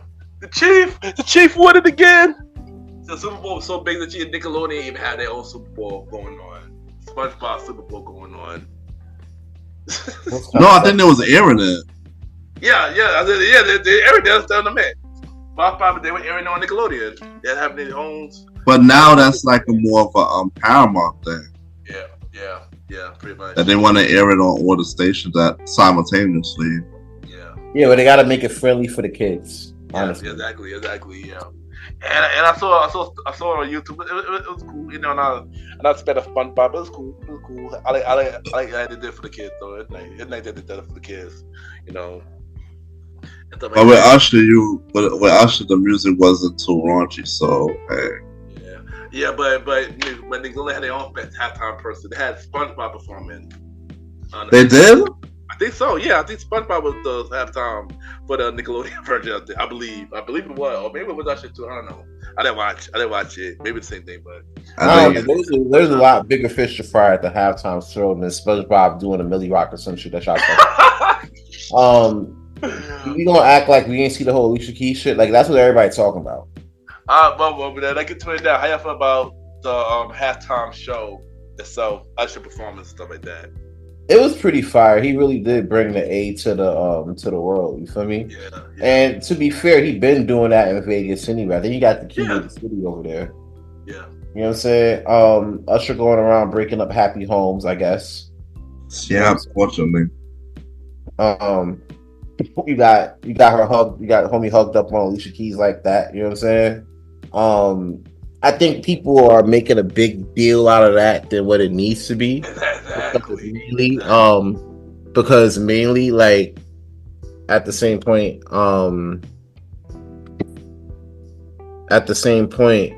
you have like, you know, people sitting there worrying about, oh, he hugged up on her, and that's like a big deal, right? And my thing is that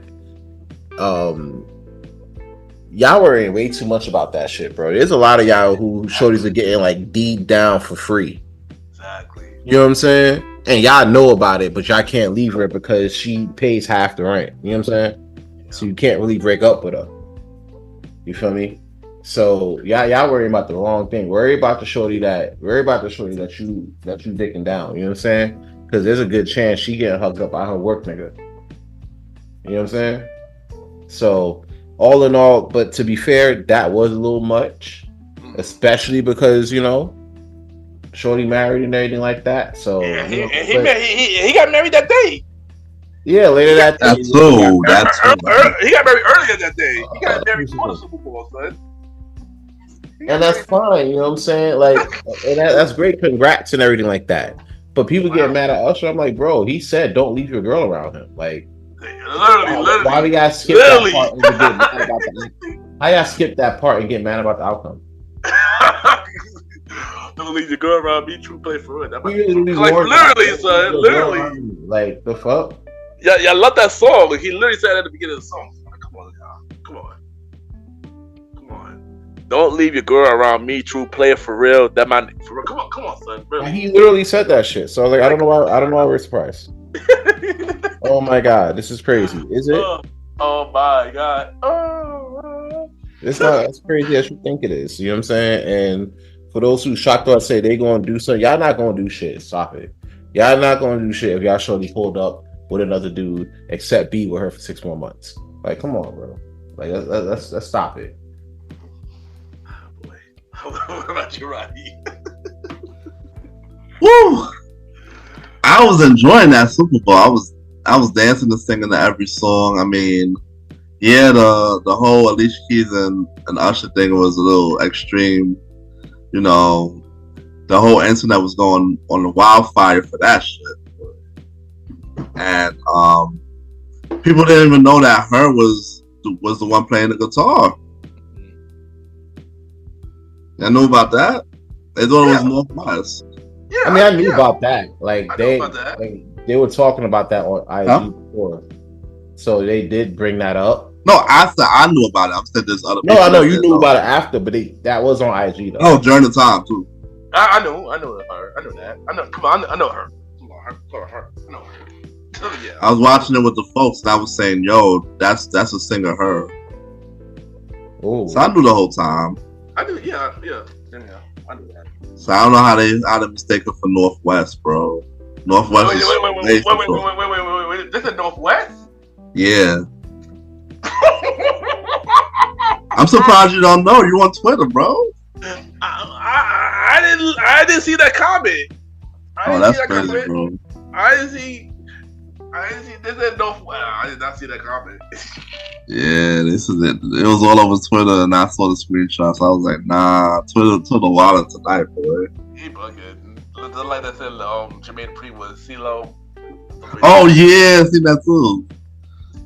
They just made a meme of him being CeeLo. And just like people say that when I am with Kanye, like y'all eyes are just blind, son. Like G Louise, like y'all eyes are just blind. Like G Louise, like they just dissect the whole show into something that it wasn't. Exactly. But all in all, it was a great Super Bowl performance that I believed. I loved it. For me, yeah, I enjoyed it. I know everybody upset that they played the full song, but it's a Super Bowl performance. He can do so much, you know. He can't play the whole song for each song. He can do so much. I mean, I like how he did it.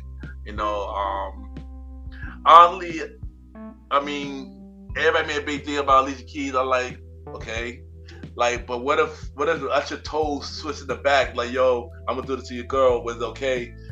Swiss like, yeah, right. That's why when Swiss posted on social media, he said, and make it seem bigger than what it is. If Swiss was not mad, if Swiss wasn't mad about it, y'all shouldn't be mad about it itself. Y'all more mad about that than he is. Exactly. Which Like, is That's crazy the to me. truth, boy. yeah. Shout out to Swift for handling that really well. So shout out to him handling that really well. Shout out to that. But honestly, I feel like Alicia Keys wasn't needed for this performance, in my opinion. Even though I know she is a dope singer, but I feel like she wasn't needed. Her was dope, of course. Her was dope. YM, it's cool seeing him, but I feel like he wasn't needed either. And stuff like that. Of course, Jermaine Dupri, of course, 20 years of Confession, he needed there. And of course, Luther John and Ludacris, I just wish they would have done Love as a Friend. Oh, that would have been fire. That would have been fire. It would have been, but it's a Super Bowl. We turning up. Exactly, Like trying to fall in love at the Super Bowl. Yeah. Nigga, it's the Super Bowl. I mean, I understand it wasn't for that type of. Yeah, you gotta do lovers and friends. It was just the fact that they had those both there that they could have seized the opportunity. Because how often do you get them together? So that's why I mentioned earlier that they should just do a collab album, son. Don't three should just do a collab album. Like, I would definitely listen to Usher, Ludacris, and Lil Jon come up with a collab album and drop his songs. That would be fire. But now overall, the Super Bowl performance was really dope, and yeah, I enjoyed it. A lot of people had mixed feelings about the Super Bowl performance. I don't know why, but a lot of people had mixed feelings. What they all saying? Some people say, "Oh, this is a really good performance." Some people are like, "Oh, this was really sleep fest." Oh, this is whack. I like it. My head, like, y'all serious? This dude gave y'all skates. This dude gave y'all many people. This dude gave y'all Michael Jackson tribute. This dude gave y'all Prince tribute. This dude gave y'all. There was a lot of Easter eggs in this performance that was really dope. I wouldn't say this was the best performance of all time for the Super Bowl, but it was pretty dope though. Really dope. It was pretty dope though. I ain't gonna hold you. But before we go, well, maybe. What was your favorite Super Bowl performance? Y'all can name 5 favorite Super Bowl performances. What were your favorite? I mean, like 35 of them, and I don't niggas ain't gonna remember the one from '96. I'll give you one. I'll say your favorite. I'll say like 2 or 3. Oh, 2. I'll be top 3 or whatever. As much as you could remember, let's just say that. And how would you rank Usher's, in your opinion? Usher's was good.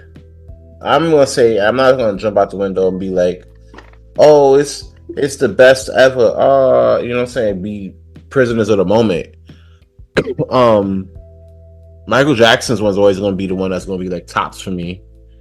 Because it was the first one. Everybody know that A Living Color was like they kind of jumped right into like that whole halftime shit, and NFL didn't want to get beat by any network again.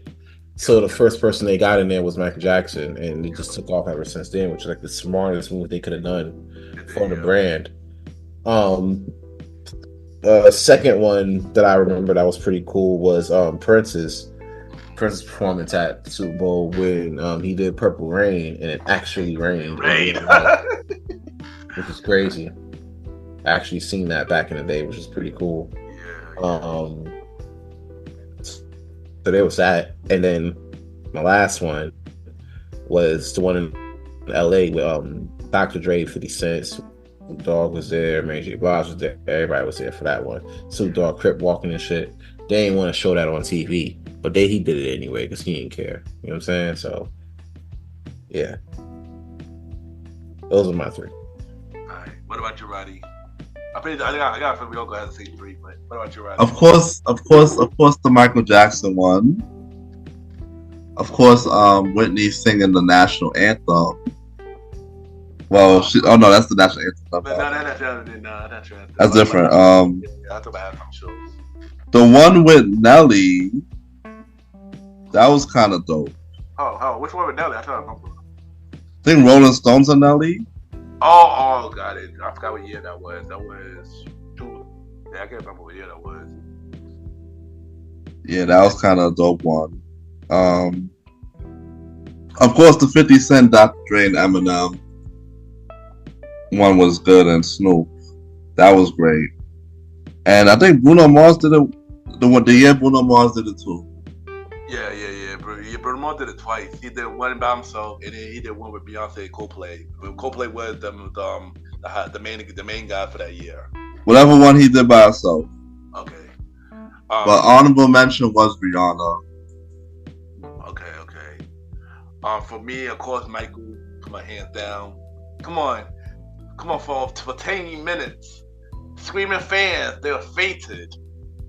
He didn't do anything yet. Michael teleporting. Come on, like seriously, that's always gonna be number one in my book. Number two, I'm gonna say of course Prince. Like Sam mentioned, he said Purple Rain and it actually rained. What more can you say? What more can you say about that? Like, what more can you say about that? Legendary. Number three, I'm gonna say Bruno Mars. Number three, he killed the halftime performance. Number four, of course, the LA one, 50 Cent, Dr. Dre, Snoop, Mary, Kendrick. Eminem was there as well. That was a dope Super performance. And honorable mention, I'm gonna say Usher. I actually enjoyed Usher when Rihanna was cool. I enjoyed Rihanna's. I believe Beyonce had one year. I can't remember what year it was. She had one too. They were cool. Yeah, there you go. And that's it for this episode of the Premier Boy Podcast. This is your boy Ken, aka Mr. Gentleman. Follow me on IG, Ken_Mr. Gentleman, KEN_MR GENTLEMAN. Mr. Gentleman Lifestyle Podcast every Sundays for the main series, and every Thursday for spin-off series Thursdays, where we have shows like Conversation About Music Podcast every first Thursday at 12 p.m. Date Night Tour Podcast, myself and Barnaby every second and third Thursday at 12 p.m. And the Old School Show with myself and the Star Rider Ride every fourth Thursdays.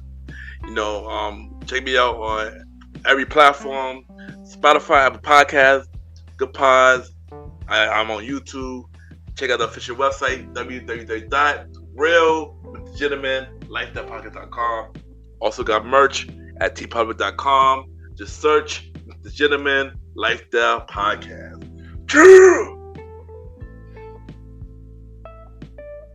And you already know what it is. It's your man, Aaron Sands. I want to thank you for tuning into yet another episode of the Premier Boys Podcast. You can follow me on Aaron Sands Premier on Instagram and Threads. King Talk Sands on Good Pods and X. King Talk will be back this week. I've been taking a hiatus. I had the V-Day weekend this week. I took a little bit of a break last week to make sure everything was good, my health and everything. We are back this week. We got about a good 6 more episodes left until this season is done and complete. Want to thank God for the ride. I know last time's episode was a little rough, but we're going to make it a little bit pleasant this week and come back with some good old King Talk. You know what I'm saying? So check us out there. And then you got me, the Star Roddy Rod. You can follow me on IG at star.timeroddy. Also like, subscribe, and follow the podcast Star Time Podcast on all streaming platforms, including YouTube at Star Time Podcast with Roddy. And so we're at the mid-season break. We'll be back soon. So check, like, subscribe, and share. And check me out in the next episode of the Premier Boys Podcast. Yeah. Alright, there you go. And long live the Chief Malimal. Follow him on IG. They call me Malimal. They call me Malimal. His new podcast show, Welcome to the Trilogy. On new episode every Tuesdays on Spotify and other platforms. New episode should be coming soon. Yeah. This is your boy Ken, aka Mr. Gentleman. That's your man's Aaron Sands. And it's your boy, the Star Roddy Rod. And long live the Chief Malimal. And also thank y'all for getting us back to number 1 for the last 2 episodes of the Premiere Boy podcast. The premiere episode was number 1, but then the second episode beat the premiere episode to get to number 1. So we pretty much beat ourselves. No homo. And yeah. And once again, thank you for the support and continue to support the Premiere Boy podcast. Season 4. Yeah!